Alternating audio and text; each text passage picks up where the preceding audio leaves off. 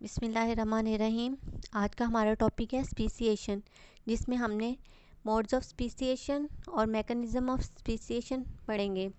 Speciation पहले से मौजूद स्पीशीज़ से नई स्पीशीज़ की एवोल्यूशन को कहते हैं, जैसे कि आर्कियोपटेरिक्स से बर्ड्स और रेप्टाइल्स इवॉल्व हुए। स्पीसिएशन दो तरह से होती है, नंबर 1 एनाजेनेसिस, नंबर 2 क्लेडोजेनेसिस। एनाजेनेसिस में एक सिंगल स्पीशीज़ वक्त गुजरने के साथ साथ दूसरी में कन्वर्ट हो जाती है, और क्लेडोजेनेसिस में एक सिंगल स्पीशीज़ दो मुख्तलिफ स्पीशीज़ में स्प्लिट हो जाती है। अब हम पढ़ेंगे मोड्स ऑफ स्पीसिएशन, जिसमें हम फाइलेटिक ट्रांसफॉर्मेशन, हिब्रिडाइजेशन और ट्रू स्पीसिएशन पढ़ेंगे।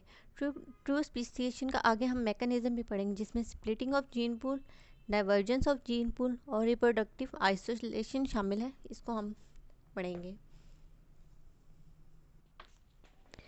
Modes of speciation. Possible modes of speciation based on Meyer 1963 and Endler in 1977. Phyletic transformation. जैसा कि मिसाल के तौर पर एक स्पीशीज़ ए मुकम्मल तौर पर स्पीशीज़ बी में कन्वर्ट हो जाए, इससे जीन पूल तो स्प्लिट नहीं होगा बल्कि चेंज होगा, जिसकी वजह से जीन फ्रीक्वेंसी, क्रोमोसोमल इन्वर्जन और क्रोमोसोम्स के स्ट्रक्चर भी चेंज हो जाते हैं। इस तरह बायोडाइवर्सिटी में इसका कोई रोल नहीं। फ्यूजन ऑफ स्पीसीज, एक स्पीशीज़ जो कि दो मुख्तलिफ स्पीशीज़ की फ्यूजन से वजूद में है, जिसकी वजह से इनके दरमियान ब्रेकडाउन ऑफ रिप्रोडक्टिव आइसोलेशन हो जाता है, जैसे कि हॉर्स और डोंकी की फ्यूजन से म्यूल बनता है। ट्रू स्पीसिएशन, रिप्रोडक्टिव आइसोलेशन की वजह से एक स्पीशीज़ मुख्तलिफ स्पीशीज़ में स्प्लिट हो जाती है, जो कि नेचर में बायोडाइवर्सिटी लेकर आती है। अब हम पढ़ेंगे मैकेनिज़्म ऑफ ट्रू स्पीसिएशन, जिसमें isolation of gene pool of population. मिसाल के तौर पर एक बहुत बड़े एरिया में एक स्पीशीज़ की बहुत सी पॉपुलेशन है, लेकिन बाद में ये एक दूसरे से या तो फिज़िकल बैरियर के थ्रू या विदाउट फिज़िकल बैरियर सेपरेट हो जाती हैं। विदाउट फिज़िकल बैरियर, जिसकी मिसाल सिम्पैटिक स्पीसिएशन होती है, ये बहुत तेज़ी से होती है, ये बहुत तेज़ी से जीन पूल को तब्दील कर देती है, जो कि म्यूटेशन, इन्वर्जन, एडिशन, डिलीशन या पॉलीप्लाइडी की वजह से होती है।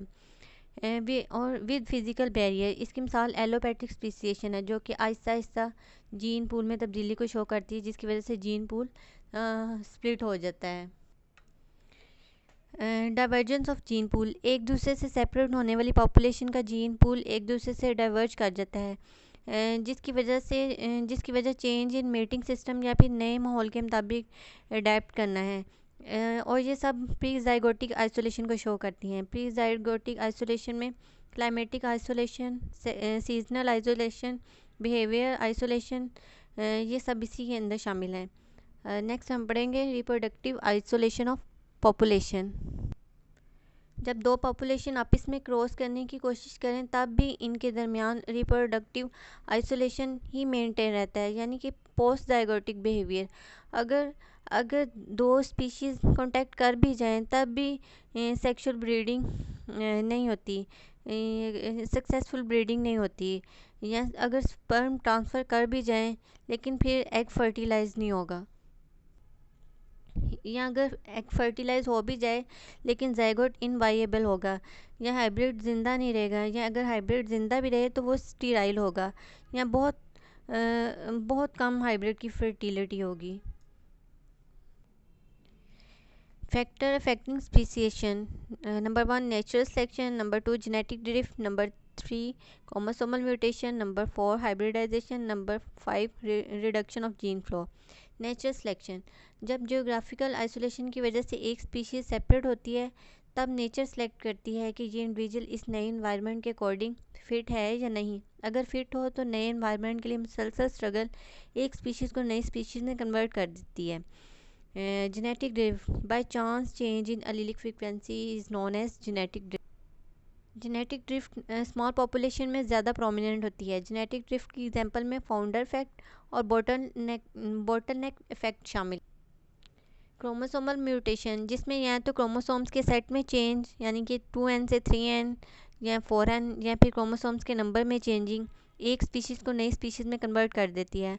हाइब्रिडाइजेशन, अगर दो स्पीशीज़ सक्सेसफुली मेट कर जाएं तो नई स्पीशीज़ इवॉल्व हो जाती है। रिडक्शन ऑफ जीन फ्लो, दो स्पीशीज़ के दरमियान मुकम्मल तौर पर जीन फ्लो का रुक जाना भी स्पीसीएशन की एक वजह होती है। आज के लिए हमारा लेक्चर इतना ही।